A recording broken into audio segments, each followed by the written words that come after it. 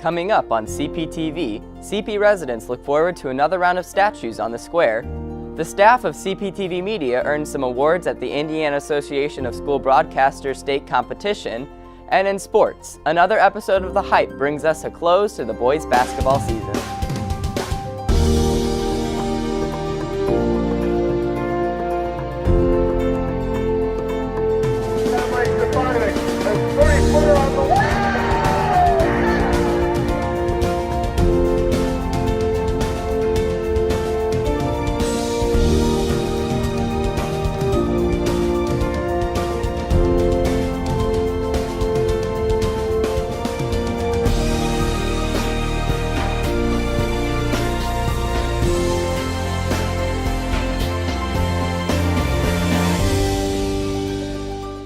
Hi, I'm Evan Holland. And I'm Haley Bramwell. Welcome to CPTV. Mitch Bolda will have your 5-day weather forecast, and Drew Zimmerman will bring us CP sports highlights. Here's what's happening at Crown Point High School. The Crown Point Community Theater closed their performance of Lillian this past weekend. An original script by former CPHS theater director Marion Kellum, the script focuses on a woman sheriff on duty when the infamous gangster John Dillinger escaped the Lake County Jail. Most people know the story of John Dillinger, the bank robber that escaped from Crown Point Jail with what appeared to be a fake gun, but people were still unsure. However, the story of Lillian Holly, the female sheriff of Crown Point at the time, is often overlooked. The play Lillian tells her story. After learning that Roy Holly, her husband, has been killed, Lillian Holly takes on the position of sheriff, despite people wanting to just use her name. In the second half, the audience learns of Dillinger's plan to attempt to escape from jail. His trial quickly becomes a national headline. Prior to the trial, Sheriff Holly wants to move Dillinger to the Michigan City Jail, accused of being afraid that Dillinger will escape. The judges quickly dismiss her request, and Dillinger will remain in Crown Point. People do not like the fame this trial has brought to Crown Point. Over the radio, people learn that Dillinger has escaped from jail, using a fake gun his girlfriend snuck into jail while visiting him. Sheriff Holly is unable to respond to the situation because Dillinger stole her car. People quickly develop their own opinions about the Dillinger escape. During a press conference, Lillian responds that she will shoot Dillinger dead with her own gun if she ever sees him again, and puts the blame on herself. Dillinger is later killed in Chicago, and the town and Lillian attempt to go back their normal lives. It seemed to me a part of history that ought to be told, and I still feel that way, and I hope that this play does a good job of being fair to her, showing how brave she was and how strong-willed, how determined to do the right thing she was, and how other people kind of had created a situation where she didn't have control of the situation, and that's how it ended up bad. So that's why I wrote this play. All the money raised during the past 2 weekends of performances goes towards the Courthouse Foundation, whose purpose is to restore the historic downtown Crown Point Courthouse. For CPTV, I'm Allison Oakley. CP seniors Liz Dietrich and Grace Moles recently founded the Say Yes to the Dress event, in which students are encouraged to donate old prom dresses to be sold to other students at drastically discounted prices. All proceeds from the event go to the St. Jude House. We designed this event because we knew that prom is a really expensive event for girls, and we wanted to resell dresses at a reasonable price so that girls can afford to go to prom. To top it all off, this event supports St. Jude House, so all the profits go to benefit them. We just think it's a really great event for our community, and we hope that girls will get behind it and support it. Last summer, 11 life-size Seward Johnson sculptures were on display throughout Crown Point. This year, 11 new life-size statues are coming back to the square, and in place of the large Abraham Lincoln statue that resided near the Junior Bulldog Fields will be a sculpture of a giant tooth. Here's Reese Groppeteam with more. Crown Point has an annual tradition of statues on the square with the purpose of bringing people to the community. Many residents view these statues as a part of the culture, while others find them a tad bit, well, creepy. Soon there will be new statues coming to the square. We took to the Crown Point streets to ask residents of the community their opinions on the statues and whether they are misunderstood art, useless, or something totally picture-worthy. I think they're great. I think that it pulls our community into the shopping district here on the square, and the kids really like them, and it helps to kind of add additional culture to our square. It definitely adds to the beauty, and I really enjoy them. But it was fun to pose with them and post pictures on Twitter Actually, you could probably find them. They're still there. I thought they were pretty neat. They were pretty lifelike. There was one on fresco that was sort of a window cleaner that just kind of stared at employees while I was making coffee, and so I don't know. I have no bias or opinion on them. The one for the hot dog guy, our dog kept wanting a hot dog. Yeah, the dog kept wanting. Every time we'd go there, Claire would go up to and sit down or try to reach up to get the hot dog out of his hand. The statues are indeed very lifelike, but they bring a unique culture to downtown Crown Point. Whether they're entertaining or picture-worthy is up to you, but they'll be back on the sidewalks this summer. For CPTV, I'm Reese Groppentine.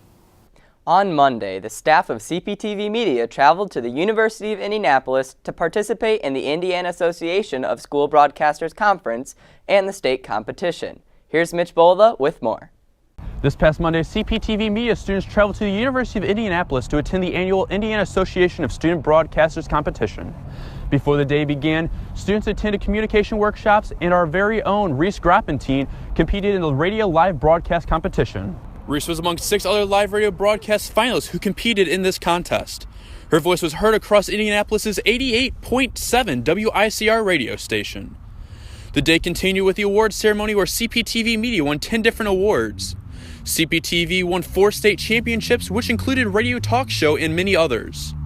All the awards added up to make CPTV Media Television School of the Year runner-up, which is first in its history. After having won many prestigious awards this afternoon, we are looking forward to our next competition, MMEA and Natus, which will be happening in late April.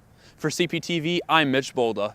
We hadn't seen snow in the region since December 17th, but here we are in mid-March, and parts of the region saw as much as 12 inches courtesy of lake effect snow. Will that snow stay around here for a while? Here's Mitch Bolda with our 5-day weather forecast. After seeing some snow in the region the past couple days, temps have begun to warm back above freezing, and the snow has slowly begun to start melting. We do have some warmer temps in the 5-day forecast, but before we get to that forecast, let's take a look at what we can expect for the rest of today. Temps will remain in the 30s throughout the day, hitting that high of 37 right around 3 o'clock, but as the temperatures do begin to drop towards the evening hours, some clouds will push into the region. As we take a look into our 5-day forecast, tomorrow will warm up to almost 50 degrees and we'll see that chance of rain. Heading into our weekend Saturday and Sunday, temps will remain in the low 40s, but we will see sunshine on both days. Heading into our final week before spring break, we'll see that chance of rain on Monday, but that will push out, leaving partly cloudy skies on Tuesday, with highs in the 40s and 50s all of next week. And that's your 5-day forecast. Have a great rest of your week. College basketball fans are in the glory as March Madness is finally here. Students are quickly wrapping up their own predictions on this year's tournament, and CPTV's Robert Beardsley scoured the halls looking for the best brackets. With Chris Jenkins' buzzer beater to conclude last year's NCAA tournament, many wonder whether or not there will be a similar outcome this year. I asked students around CPHS, who are they picking this year? I have North Carolina winning because of Justin Jackson, and they're pretty much an unstoppable force. I have Villanova winning it all. You know, Josh Hart, beautiful man. He's my idol. They won it last year. I think they can do it again. I got Michigan win it all because I think Zach Irvin, DJ Wilson, and Derek Walton Jr. are the 3 best players in the country, and they're going to come out on top. I enjoy watching Troy play in March Madness mostly. Between the front court of Darian Adams and Kevin Baker, I think they can really go far this year. I have UCLA winning it all. Fan Alonzo Ball, so I think he's going to lead the team to a championship this year. I have Notre Dame winning it all, and the reason is because I just watched Rudy last night, and it really got me in the Notre Dame spirit. I'm wearing my lucky shirt, and I just feel like Notre Dame's going to go all the way. With over 70 million brackets filled out in 2015, each year we are getting closer and closer to a perfect bracket. For CPTV, I'm Robert Beardsley. There is one more weekend of performances remaining for CPHS Theater Department's spring musical Kiss Me Kate. Only 3 shows remain, so hurry up and get your tickets in the box office any day after school or on performance nights. The show will conclude with performances tonight, tomorrow, and Saturday, all at 7 p.m. The boys and girls track teams participated in an HSR qualifier meet at Purdue University on Saturday, while the boys lacrosse team kicked off their season in South Bend. Here's Drew Zimmerman with all your CP Sports highlights.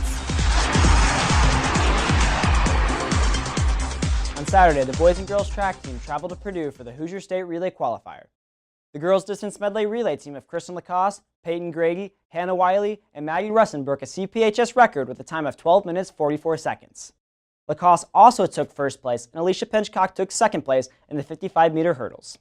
Alyssa Hennessy placed first in high jump with a jump of 5 feet 1 inch. Lacoste took first place, and Lauren Fetter took second place in long jump with jumps of 17 feet 7 inches and 16 feet 10 inches respectively. For the boys, freshman Gino Cristofanelli placed fourth in the 3,200-meter run. The 4x200-meter relay team of Shane McCormick, Zach Stewart, David O'Toole, and Nick Ryan took first place with a time of 1 minute 34 seconds. McCormick also took first place in the high jump and long jump. The boys and girls track team will travel to Bloomington March 25th for the indoor state finals. This past Saturday, the boys lacrosse team opened up their season at Mishawaka Marion. The Dogs came out fast, jumping out to an 8-1 lead at the end of the first half thanks to 3 goals from George Hopp. In the second half, the Knights started to connect on offense as they scored 4 goals in the final 3 minutes of the game. However, their comeback started too late as the Dogs escaped this one 9-6. Brandon Phipps had 2 goals and 1 assist. The lacrosse team will be back in action this Saturday as they travel to Indianapolis to take on Heritage Christian High School. While the IHSAA state basketball tournament is in the Final Four, Nick Morgan takes us back to the sectional round for the Crown Point Bulldogs in this episode of The Hype, Survival of the Fittest.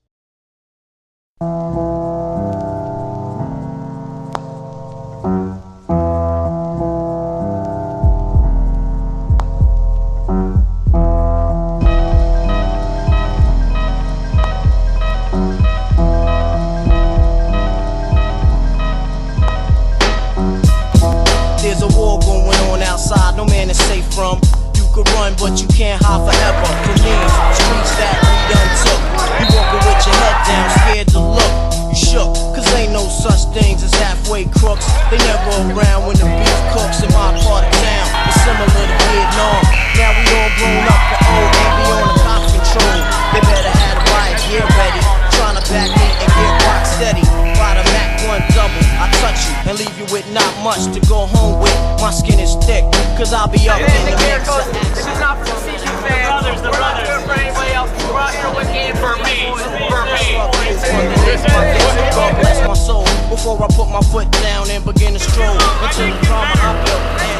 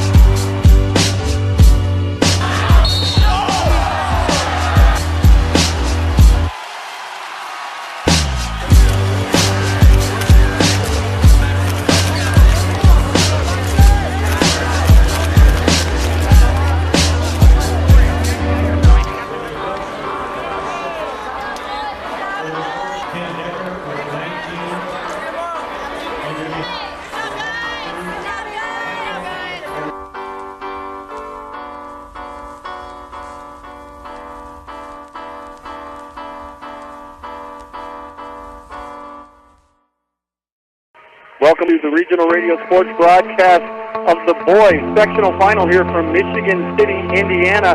Chris Adzia along with Ken Anderson here for all the exciting action between the Crown Point Bulldogs and the Maryville Pirates.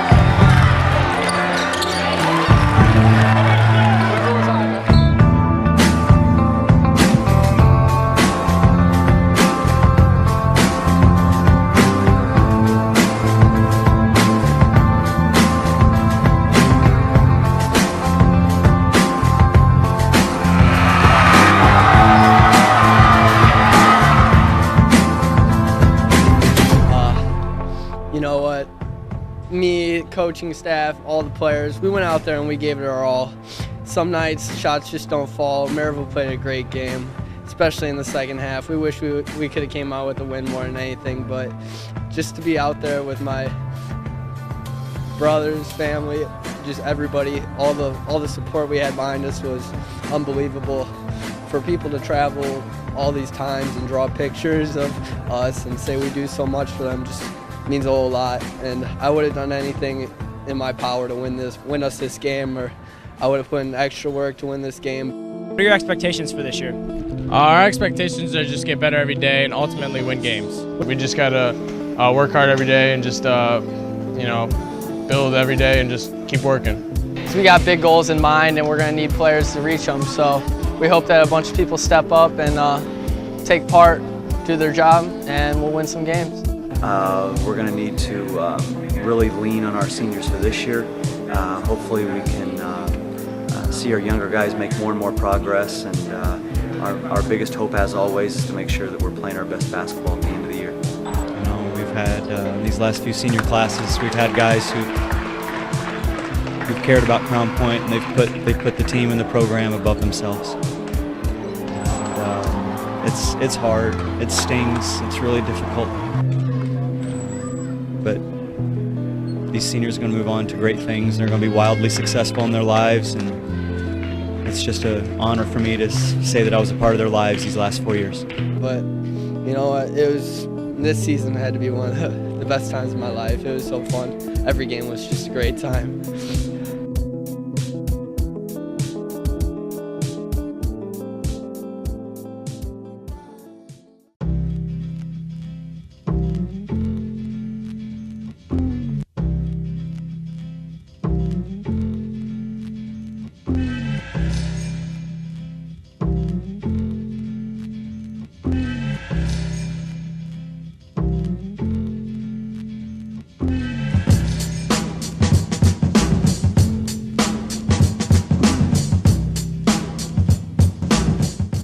girls lacrosse team opened their season this past weekend down in Evansville, playing doubleheaders and back-to-back days. The first game of the weekend came against Evansville Memorial. The Lady Bulldogs defense was outstanding, as goalie Abby Voss made 5 saves and only allowed 1 goal. Sophia Alessia and Allie Johnson both scored goals as they would defeat Memorial 6-1. The next game, the ladies faced a tough Evansville Castle team. Abby Voss once again made 5 saves and allowed 2 goals. However, the Lady Bulldogs would eventually tie with the Knights 2-2. The next day, the girls lacrosse team had 2 more games, the first against Evansville North. Jamie Sherman's 4 goals helped propel the Lady Bulldogs to a 9-3 win over the Huskies. In the second game, it was Bulldogs versus Bulldogs as the girls played host to Boise High School. Abby Voss's 8 saves would help the Lady Bulldogs win this one 6-3. And that's it for sports.